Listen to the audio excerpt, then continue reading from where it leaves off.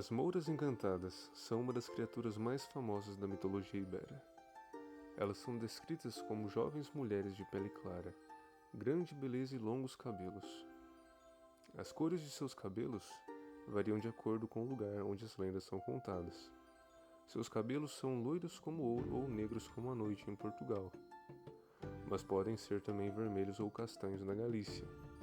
Aparecem frequentemente cantando com um semblante muito triste ou penteando seus longos cabelos com um pente feito de ouro. Usam uma coroa de flores e é dito que elas têm uma varinha que brilha com uma cor diferente a cada dia da semana, indicando as diferentes magias que elas podem realizar nesses dias. As Mouras também conseguem falar com os animais e se transformar em animais usando sua magia. Na maioria das lendas, prometem tesouros para quem as libertar do encanto que receberam do Mouro, antes destes haverem voltado a Mourama, a terra dos Mouros. As Mouras Encantadas são parte de toda uma raça de seres que antes habitavam Portugal e a Espanha desde o começo dos tempos, antes de serem forçados a ir viver embaixo da terra por motivos desconhecidos, mas presumíveis, já que essa lenda é extremamente similar à dos fomorianos da mitologia irlandesa e provavelmente possui a mesma origem, graças à origem celta de vários povos da Ibéria. Estes seres, os Mouros, são habilidosos na arte da magia e são metamorfos. Podem tomar a forma de várias criaturas. Há histórias onde tomam a forma de serpentes, cachorros, cabritas, crianças.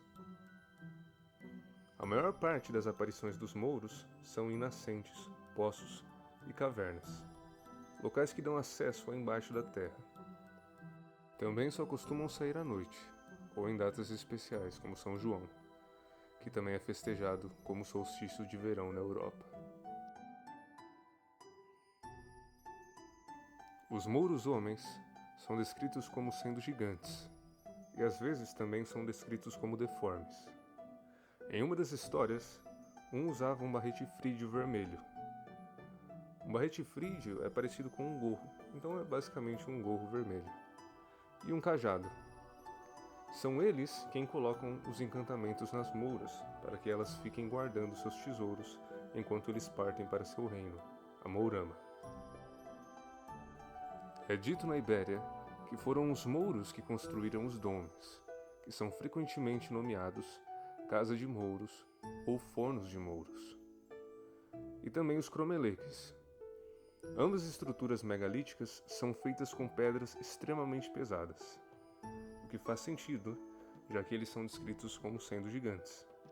Também é acreditado a eles a criação dos castros e dos antigos castelos.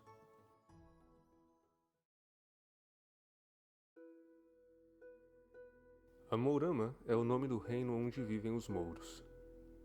Este lugar se encontra no subsolo, embaixo de Portugal e da Espanha, e é cheio de riquezas minerais. Os Mouros, em seu reino, se dedicam à mineração de ouro, prata e pedras preciosas. E eles têm tanta abundância desses materiais e são tão habilidosos os manejando, que possuem castelos feitos inteiramente de ouro. É onde também fica o mar conhecido como Mar Coalhado, ou Mar Tampado, um mar branco e sem movimento, que no fundo dele é dito ter vários diamantes. Neste mesmo mar vivem também os Quélebres, que são serpentes gigantescas com asas de morcego e cobertas com escamas extremamente duras em todo o corpo, exceto o pescoço. Eles obedecem os Mouros e, em várias histórias, eles devem manter as Mouras em cativeiro, para que essas fiquem guardando o tesouro do Mouro. O Quélebre também é uma das criaturas da mitologia ibera, que eu pretendo falar mais sobre em algum vídeo. Os Mouros viverem embaixo da terra pode estar conectado à ideia de que são pessoas mortas, o que faz sentido se estiver certa a teoria de que a palavra Mouro venha da palavra proto-celta muro, que significa morto.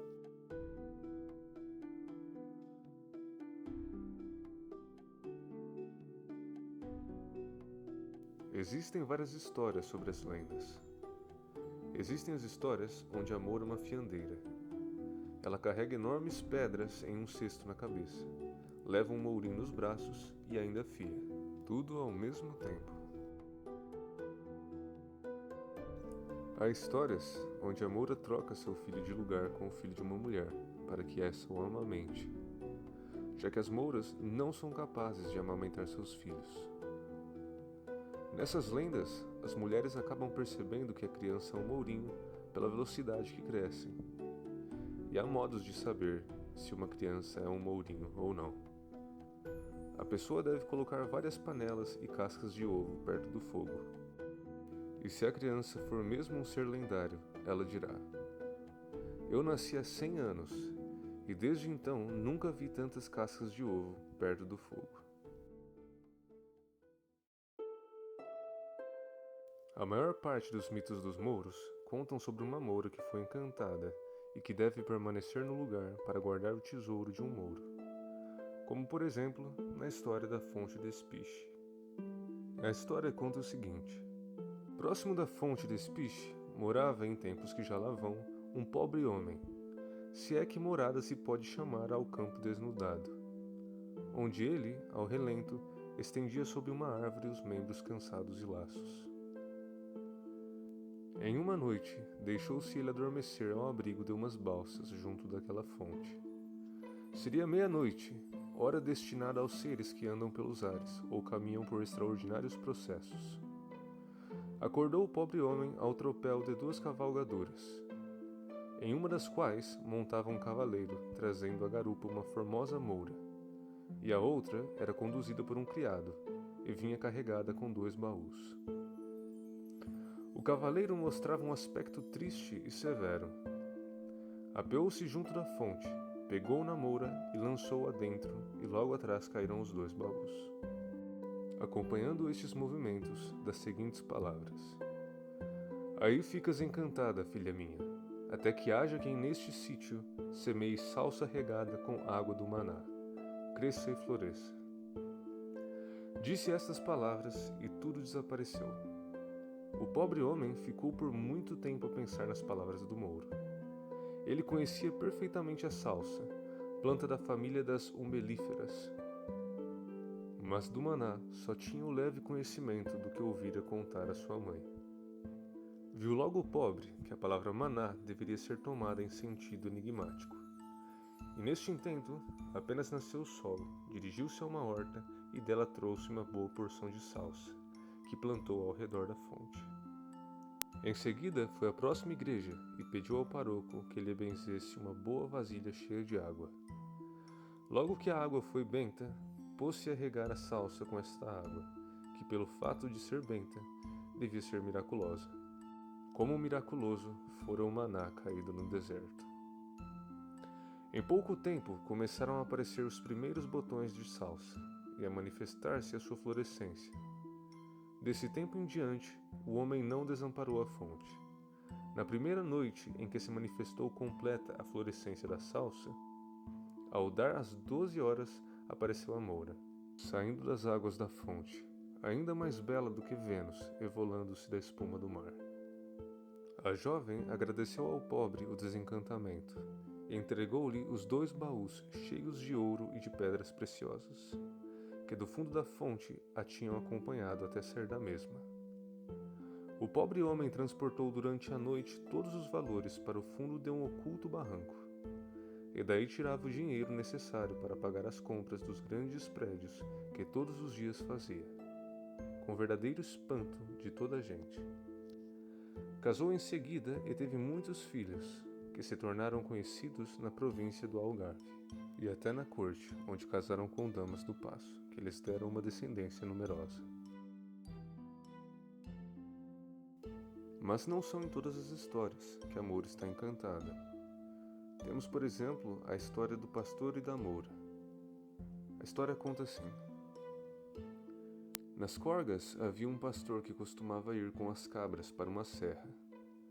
E um dia andava lá com as cabras e apareceu-lhe uma mulher e disse para ele: "Você podia me dar a sua corna com leite para os meus filhos?"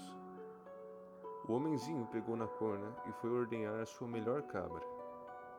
Quando acabou de ordenhar a cabra, pegou a corna e deu-a à mulher. Ela disse para aguardar ali um pouquinho, que ela já lhe vinha trazer a corna, e desapareceu pelo vale. Quando voltou, entregou-lhe a corna, disse obrigado e foi-se embora. Quando o pastor olhou para a corna, ficou todo chateado e disse: Dei o leite e agora aquela vaca traz-me a corna toda suja. E vai lavar a corna a uma nascente que por ali havia. Mas primeiro despejou os carvões que tinha dentro, lá para trás de uma moita. Quando acabou de lavar a corna, ela começou a brilhar muito, e ele viu logo que era ouro. Foi a correr ver onde ele tinha entornado o resto para apanhar, mas tinha desaparecido. Dizem que eram os mouros que aqui andavam, e quando pediam alguma coisa a alguém, agradeciam com ouro. Em algumas das lendas, as mouras têm como inimigos os Ohâncanos, que também são seres gigantes, mas que possuem um olho só, e que são cobertos por uma crina e barba, ásperas e avermelhadas, onde na barba possuem um único fio branco, que é seu ponto fraco. Sua voz é grave e profunda como um trovão, tem 10 dedos em cada mão e em cada pé, e 2 fileiras de dentes. É dito que são eles que criam os desfiladeiros e os barrancos. São figuras bem conhecidas também nas lendas da Ibéria, e eu também pretendo fazer um vídeo que inclua eles depois.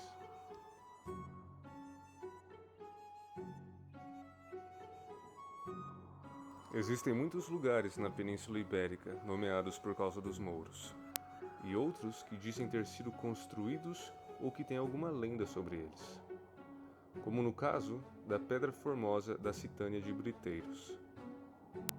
A Pedra Formosa é um monólito de granito provavelmente trabalhado há 3.000 anos, com quase 3 metros de largura e mais de 2 de altura, pesando aproximadamente 5 toneladas. Segundo a lenda, essa pedra foi levada a esse lugar por uma moura, que a levou na cabeça enquanto ao mesmo tempo fiava. Nas cavernas, é dito que o eco são vozes de mouras. Em um lugar da Galícia, existe algo que parece ser uma cadeira esculpida em uma pedra, e a chamam de trono ou cadeira do rei mouro. Temos também a sepultura escavada em pedra, que se chama Maceira. Segundo a narrativa popular, a sepultura era o lugar onde a moura amassava o pão. Temos também um monumento pré-histórico da Pedra Escrita, onde, de acordo com uma lenda, é o local de sepultura de uma moura. Conta-se também que antes dos mouros irem viver embaixo da terra, eles viviam em cima dos montes, e que quando vinha o inimigo, eles avisavam-se de um monte a outro. Por exemplo, avisavam desde o Monte Santa Tecla ao de San Julián, e desde ali passavam aviso ao Monte Faro de Entienza, e ao Castelo e também ao Faro de Portugal. E assim estavam preparados para quando viesse o inimigo. E para passar os avisos, eles acendiam fogueiras no alto dos montes.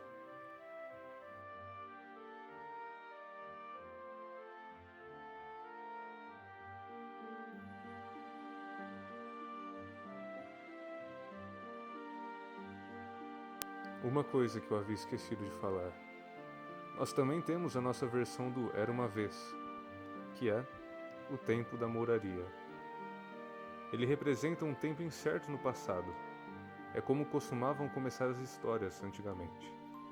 Então, ao invés de dizerem "era uma vez", há muito, muito tempo, diziam "há muito, muito tempo, no tempo da mouraria", e começavam a história. A moura aparece em várias partes da Ibéria, mas com nomes diferentes. Aparecem como Moura, Anjana, Rana, Encantada, entre outros. Mas a base dos mitos é sempre a mesma. Sempre uma bela mulher penteando seus longos cabelos e oferecendo um tesouro como recompensa de algo. Eu juntei várias informações sobre essa lenda aqui nesse vídeo. Cada aspecto que sobreviveu ao tempo, com pedaços que sobreviveram em apenas alguns lugares, enquanto já haviam morrido em outros. Tudo unido para que possamos entender como era essa lenda tão importante na Ibéria Antiga. Tão importante que conseguiu resistir ao tempo e chegar a nós nos dias de hoje.